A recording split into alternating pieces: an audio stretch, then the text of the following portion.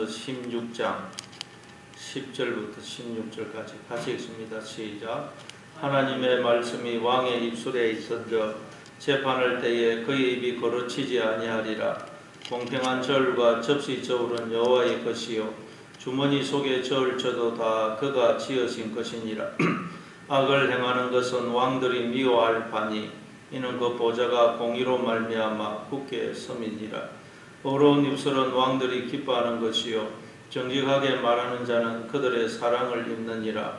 왕의 진노는 죽음의 사자들과 같아도 지혜로운 사람은 그것을 쉬게 하리라. 왕의 희색은 생명을 뜻하나니 그의 은택이 늦은 비를 내리려 구름과 같으니라. 지혜를 얻는 것이 금을 얻는 것보다 얼마나 나은고 명철을 얻는 것이 은을 얻는 것보다 더욱 나으니라. 아멘. 10절에 보니까 하나님의 말씀이 왕의 입술에 있은저 재판할 때 그의 입이 거르치지 아니하리라. 그래 왕이 나옵니다. 왕은 하나님의 대리인입니다.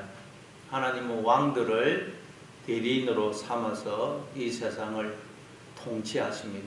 그래서 이 왕들을 하나님이 세우기도 하시고 폐하기도 하신다. 다니엘서 2장 21절에 보면 그렇게 말씀하죠. 그런데 우리도 각자의 삶의 영역에서 다 왕입니다.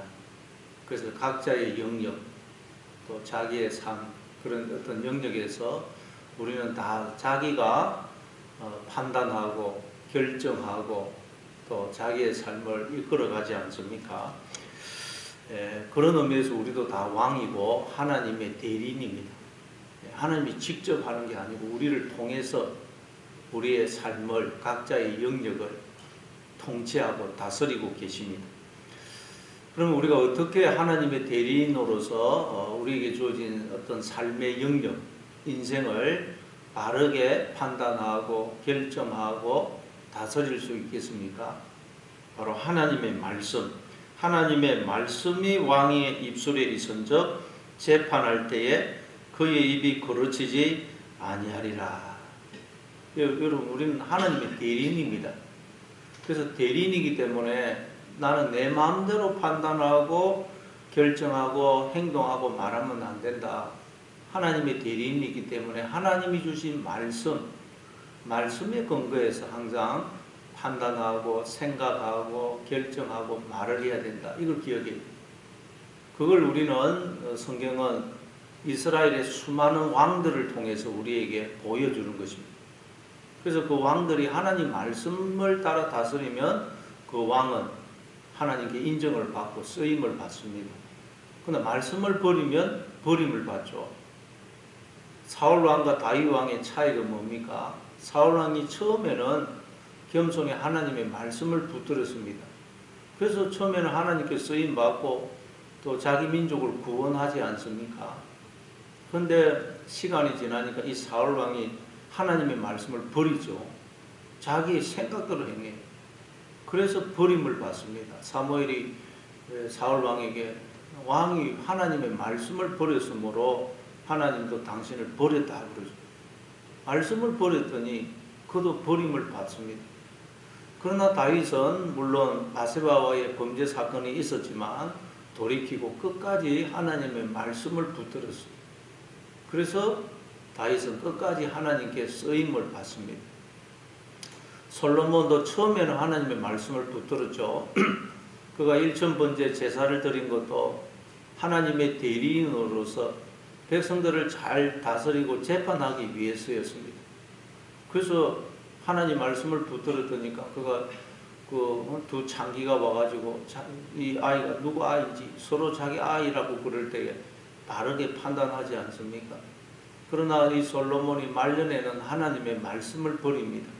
그러니까 뭐 사리 분별이 없어지고 수많은 이방 여인들을 아내로 맞아들이고 우상을 숭배합니다. 그랬더니 이 솔로몬 죽고 나서 이스라엘이 분열이 되는 것입니다. 그러니까 나도 하나님의 대리인이다. 내 삶의 영역에서 하나님이 세우신 왕이다. 대리인이다. 오늘도 기억하셔서 그래서 하나님 말씀을 늘 기억하고 그 말씀을 따라 판단하고 생각하고 결정하고 말하고 행동하시는 그래서 하나님께 쓰임을 받는 그런 여러분 되시기를 바랍니다. 그리고 11절에 보니까 공평한 저울과 접시 저울은 여호와의 것이요 주머니 속에 저울추도 다 그가 지으신 것이니라. 공평한 저울과 접시 저울추 다 여호와의 것이다. 그래요. 예, 재판이라는 것은 사람이나 사람에 관계된 것들을 판단하는 것이라면 이 저울이라는 것은 물건의 무게를 재는 것이죠. 그러니까 다 같은 의미입니다. 같은 의미. 근데 바른 재판, 공평한 저울은 다 하나님께 속한 것이라 그래요. 예. 그러니까 우리가 인생의 모든 일들을 바르게 판단하고 결정하고 행하는 것은 하나님께 달려있다는 것입니다. 우리 인간 스스로는 절대 인생 길을 바르게 판단하고 결정하고 행할 수가 없습니다. 우리 인간은 어둠이고 소경이고 기머거리거든요. 그래서 우리가 늘 하나님 말씀에 근거해야만 바르게 판단하고 결정하고 행할 수 있고, 그럴 때에 우리는 하나님께 속한 자가 되고, 그렇지 않고 내 생각대로 그냥 판단하고 행동하고 말하면 그때 그 당시에는 우리는 하나님과 상관이 없는 자가 돼요. 마귀에게 속한 자가 됩니다. 그래서 오늘도 내가 인생길, 우리는 어둠이 아닙니까? 우리는 소경이고 기머거리고 모릅니다. 내일 일을 모릅니다. 그래서 오늘도 여러분 하나님의 말씀에 근거해서 오늘도 자꾸 생각하고 판단하고 행하시는 하루가 되시기를 바랍니다. 또 12절에 보니까 악을 행하는 것은 왕들이 미워할 바니 이는 그 보좌가 공의로 말미암아 굳게 섬이니라 그렇게 말씀합니다. 그러니까 악을 행하는 것과 공의가 대조가 되고 있습니다. 그러니까 악을 행하는 것, 악이 공의와 반대되는 것임을 알 수가 있어요. 그러면 공의라는 것이 제다아카, 의입니다. 공의, 제다아카, 의라는 것은 하나님과 우리가 바른 관계를 맺은 상태를 의미한다 그랬죠. 제다아카. 하나님과 바른 관계를 맺은 상태. 그럴 때 보좌가 굳게 선다는 것. 우리도 다 하나님의 대리인으로서 왕이라고 그랬죠. 그래서 우리의 보좌가 굳게 서려면 하나님과 내가 바른 관계를 맺어야 된다. 그럼 하나님과 우리는 어떤 관계입니까? 하나님은 우리의 왕이시고 우리는 백성이고, 하나님은 우리의 목자이시고 우리는 양이고, 하나님은 주인이 되시고 우리는 그분의 종이고 소유고, 하나님은 우리의 아버지가 되시고 우리는 자녀고, 하나님은 우리의 머리가 되시고 우리는 몸이고, 하나님은 우리의 빛이시고 우리는 어둠이고, 하나님은 생명이시고 우리는 사망이고, 하나님은 힘과 능력이 되시고 우리는 연약, 무력이고. 그러니까 다시 말해서 하나님이 나의 모든 것이 되십니다. 그러니 우리는 어떻게 되겠어요? 오직 하나님만 의지하고 바라보고 소망하고 하나님께 전적으로 순종을 해야 됩니다. 즉 하나님의 발등상 밑으로 내려가야 돼요. 우리가 또 하나님 자리에 앉아있지 않습니까? 날마다 우리는 하나님의 발등상 밑으로 내려가야 됩니다. 하나님께 붙들린, 이 하나님의 손에 붙들린 지팡이가 되어야 됩니다. 그때 우리 어떻게 된다고요? 우리의 이 보좌가 굳게 선다. 하나님께 모든 내 삶의 통치권, 지배권을 돌려드리고 하나님의 다스림을 받을 때, 그때 우리의 통치권이 굳게 보좌가 굳게 선다는 왕이가. 내가 뭘 해보려고 하면 내 마음대로 하면 잘 되는 것 같지만 우리의 보좌가 무너집니다.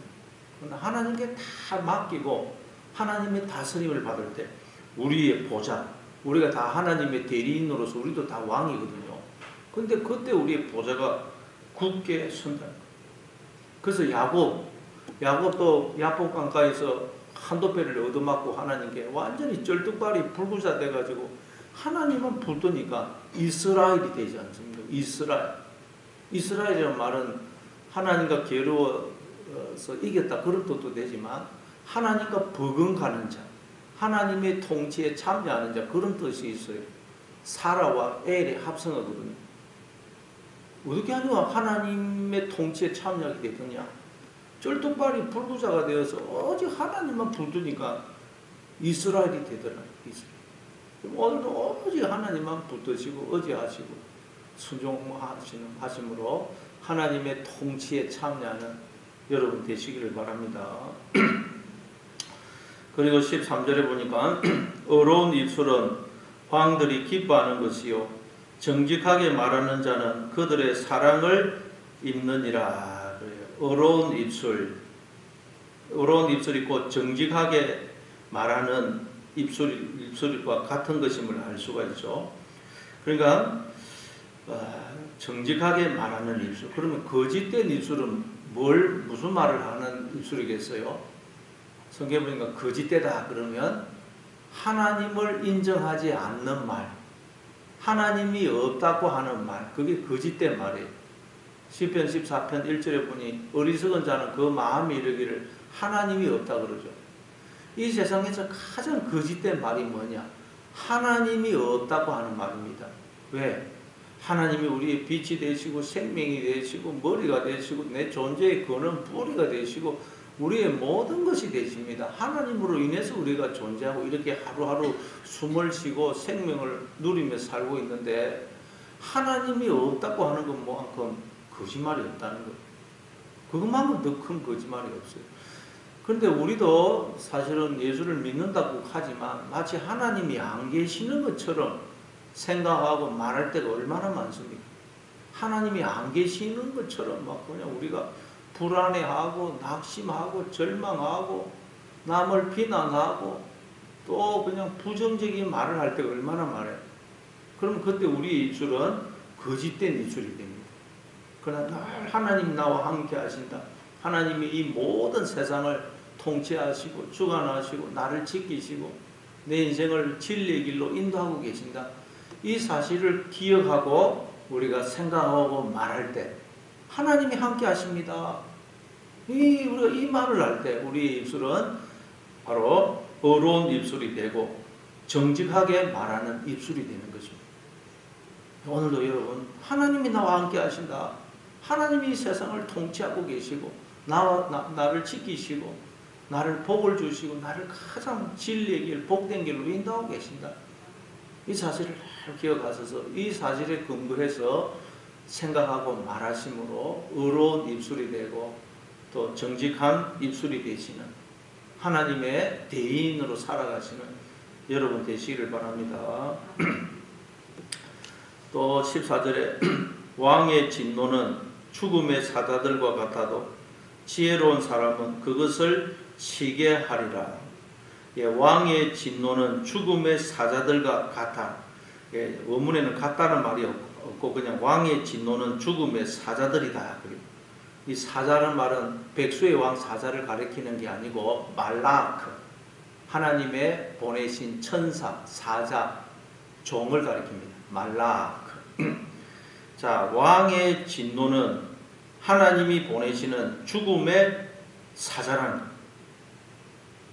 자, 여러분, 그러니까 하나님이 우리에게 주어지는 이 죽음이라는 것은 여러분 우리가 당하는 육체적인 죽음도 되고 우리가 이 땅을 살아가면서 당하는 고난, 환난, 재앙 뭐 이런 거 이게 죽음인데 이건 하나님이 우리를 진노하셔서 보내시는 사자라는 거예요. 사자. 하나님이 우리에게 진노하셔서 보내시는 사자가 바로 죽음, 고통, 여러 가지 재앙, 환난이라는 거예요. 하나님이 진노하셔서 우리에게 보낸 사자, 천사라는 거예요. 천사. 자, 여러분, 그럼 하나님이 왜 진노를 하시죠? 또 누구에게 진노하신다고 그랬죠? 하나님이 진노하시는 것은 우리에게 직접 우리를 진노하는 게 아니고 우리를 뒤에서 장악해서 속여서 우리를 하나님에게서 멀어지게 하는 죄, 마귀, 사탄이라고 그랬죠. 거기에 대해서 하나님은 진노하시는 것입니다. 우리한테 직접 진노하는 게 아닙니다. 그래서 에베소서 6장 12절에 보면 우리의 씨름은 혈과 육에 대한 것이 아니고 오직 정사와 권세와 이 어둠의 세상 주관자들과 하늘에 있는 악의 영들에 대함이라고 그러죠. 우리 뒤에서 우리를 속이고 조종해서 자꾸 하나님을 바라보지 못하게 만들고 하나님에게서 멀어지게 하는 우리를 지금 속이고 있는 죄, 마귀, 사탄, 악한 영들, 거기에 대해서 하나님이 진노하신다는 거예요. 그러면 여러분, 하나님이 진노하셔서 보내시는 이 죽음의 사자, 하나님이 진노하셔서 보내시는 사자인 이 죽음, 즉 우리에게 주어지는 고통, 환난, 재앙, 이런 것들은 하나님이 왜 보내시느냐? 우리에게서 이 죄를, 사탄을, 마귀 사탄을, 악한 영들을 제거하기 위해서. 그래서 우리를 하나님께로 더 가까이 나아오게 하고 하나님만 바라보도록 하기 위해서 하나님께서 우리에게 이 사자를, 죽음의 사자를 보내신다. 우리에게 여러 가지 환난과 재앙과 고통을 보내신다. 그렇게 해서 우리를 죄에게서 떠나게 하고 우리를 하나님께로 돌아오게 하신다는 거죠. 그러니까 여러분, 우리에게 주어지는 이 어려움, 고통, 환난, 재앙은 말하자면 하나님이 우리에게 주시는 백신과 같아요. 백신. 우리가 지금 다 백신을 맞으려고 그러지 않습니까? 코로나 그 백신을 맞아야 이게 게임 체인지다 그러죠. 백신을 맞으면 면역력이 생겨서 이제 감염병에 걸리지 않습니다. 그러니까 하나님께서 우리를 영원한 지옥에서, 사망에서 건지기 위해서 백신을 준다. 백신. 그 백신이 뭐라고요? 우리가 살아가면서 당하는 여러 가지 어려움, 고난, 재앙, 환난, 그런 것들은 그게 하나님이 우리에게 진노하셔서 보내시는 사자라는 거예요. 사자. 그래서 여러분, 우리가 어려움을 당하고 고난을 당하고 이해할 수 없는 여러 가지 환난을 당할 때 내가 지금 천국의 백신을 맞고 있다. 천국의 백신을 맞고 있다.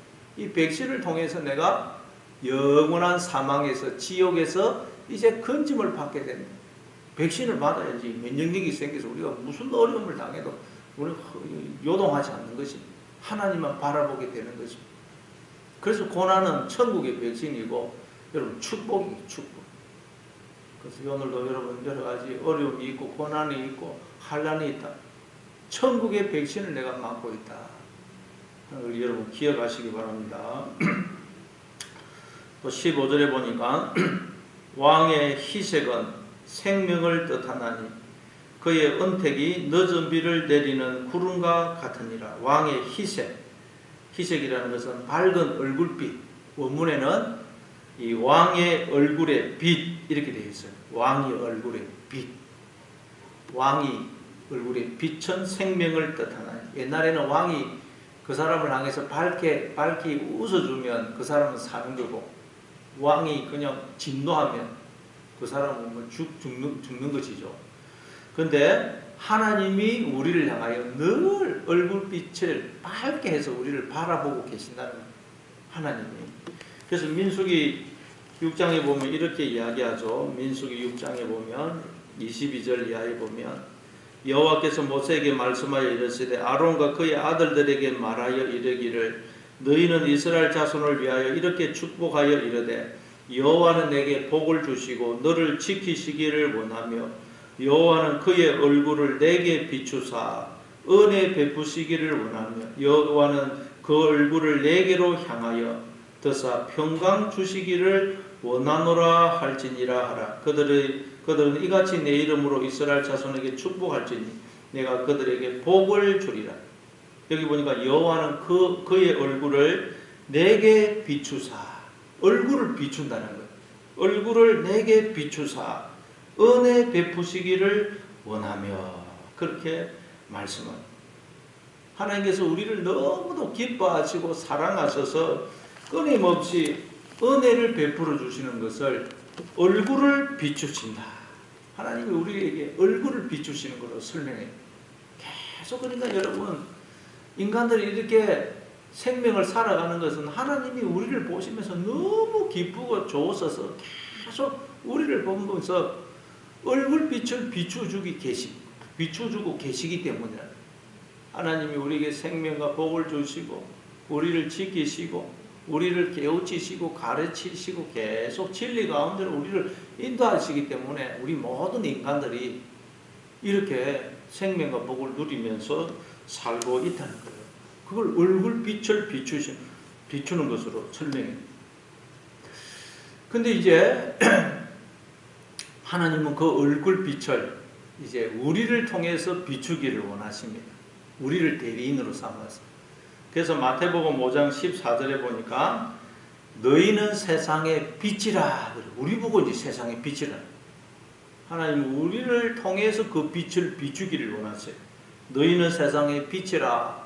산 위에 있는 동네가 숨겨지지 못할 것이요 사람이 등불을 켜서 말라리에 두지 아니하고 등경 위에 두나니 이러므로 집안 모든 사람에게 비치느니라.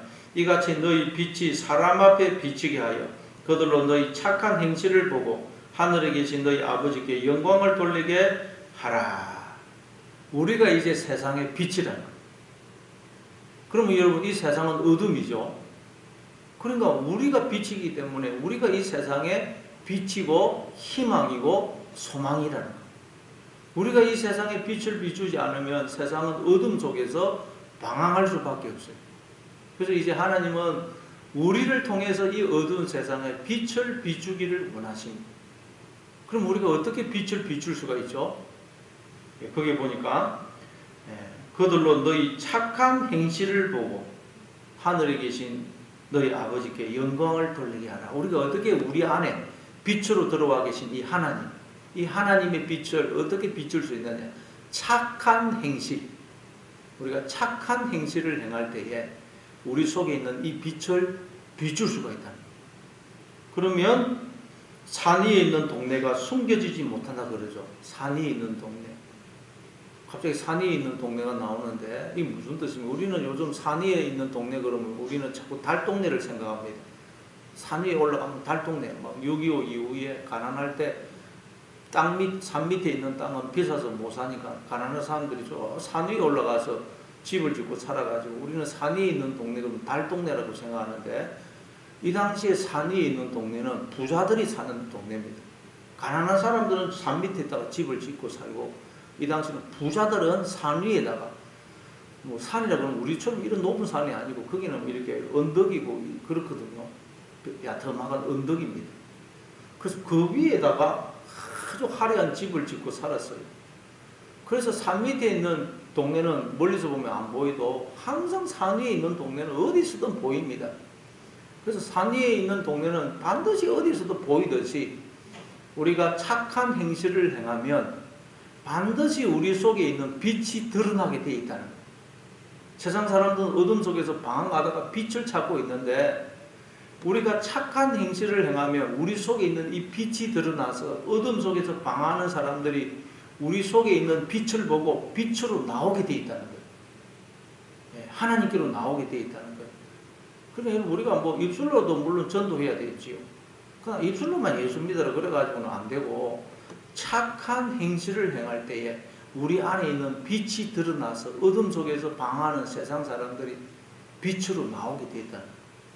그래서 여러분 이제 하나님은 우리를 통해서 이 빛을 비추기를 원하신다. 나를 이제는 통해서 빛이라는 게 여러분 형광등이 있어야 빛이 비치고 등불이 뭐 이 호롱불이 있어야 초롱불이 있어야 빛이 비치지 않습니까?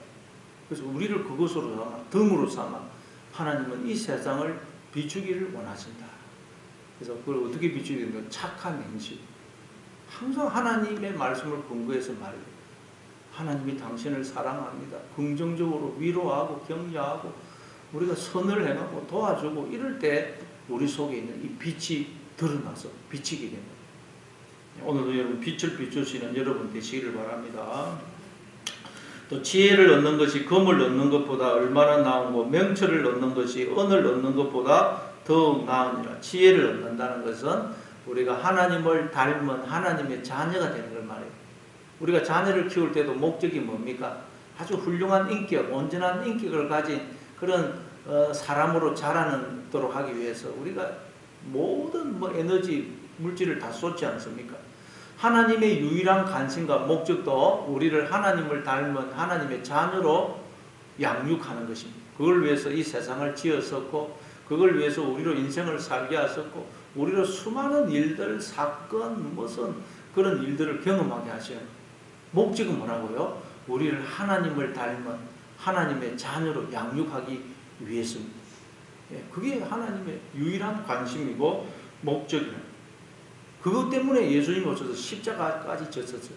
그래서 우리도 관심이 뭐여야 되겠습니까? 하나님을 닮는 것. 하나님을 닮아가는 것이 우리의 목적이 됩니다. 그게 우리가 인생을 사는 이유라는 것. 오늘도 이 사실을 기억하셔서 여러분 오늘 오직 하나님께 내 삶의 통치권, 지배권을 다 맡기고 하나님의 다스림을 받고 오늘도 하나님 말씀에 근거해서 생각하고 판단하고 말을 하시는, 그래서 우리 속에 있는 이 빛을 비추어서 어둠 속에서 방황하는 사람들이 빛을 보고 빛으로 나오게 하는 그런 하나님의 대리인으로, 하나님의 자녀로 살아가시는 그런 하루가 되시길 바랍니다. 우리 말씀을